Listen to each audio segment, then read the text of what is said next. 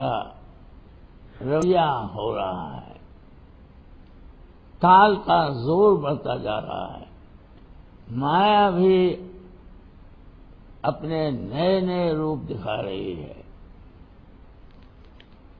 اور لبھاتی ہے، اور جو انجان جیو ہیں وہ اس کے لبھائے میں، اس کے بھلاوے میں آ جا رہے ہیں۔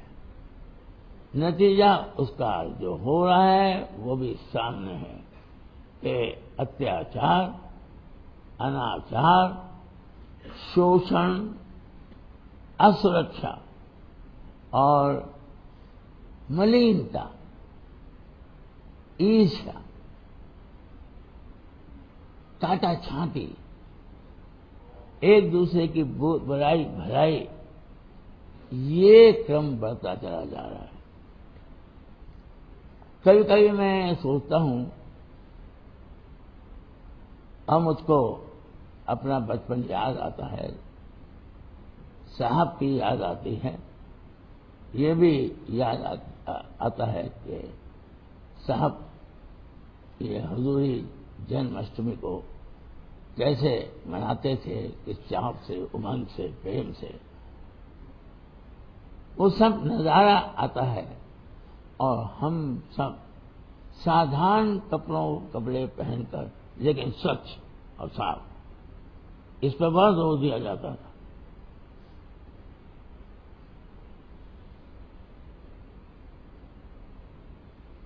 مل کر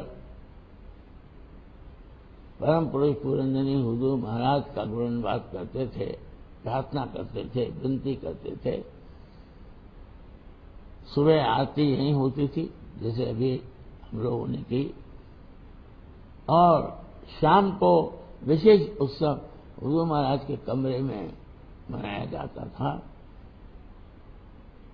اور کالی پکوڑی اور کچوری آلو کا پرساد شام کو بٹتا تھا، شام کو میٹھا نمکین، بہرحال خوشی تھی دل میں، سادگی تھی، آپس میں میل جول زیادہ تھا، سماج بھی اتنا وبھاجت نہیں تھا، لوگ ایک دوسرے کا حال لینے کے لیے آتے جاتے تھے۔ اگر ذرا خبر پڑ جائے محلے کے اندر کہ فلاں کے یہاں کوئی سخت بیماری ہو گئی ہے تو آپ سے آپ محلہ امڑ پڑتا تھا۔ تیج تہوار کو آنا جانا تھا، تہواری جاتی تھی جس کو بیعہ کہتے تھے، ایک گھر میں جا رہی ہے وہ دوسرے گھر میں جا رہی ہے، لیکن وہ آدان پردان برابر رہتا تھا، جو کہ سماجک ایکتا کا پرتیک تھا، اور سمجھ لیجئے کہ اسی سماجک ایکتا کی وجہ سے ہی راجنیتک ایکتا آئی ہے۔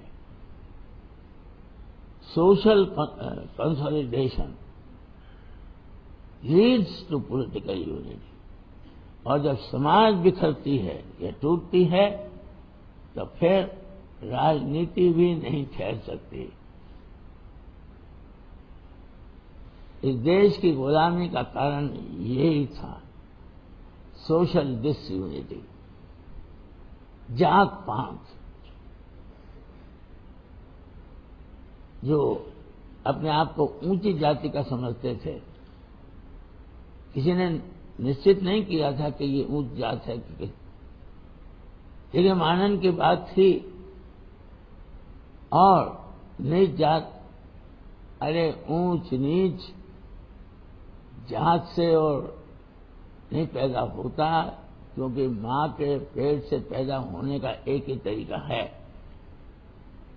تو جس سمے کوئی بھی بالک کسی کے یہاں بھی پیدا ہوتا ہے وہ شودر ہوتا ہے، اور ایک مہینے سوا مہینے تک اس جننی کو علیحدہ رکھا جاتا تھا، اور اس کے بعد پھر پرماتھ کی کارروائی کرا کر تب پھر ہیل میل جو ہوتا تھا۔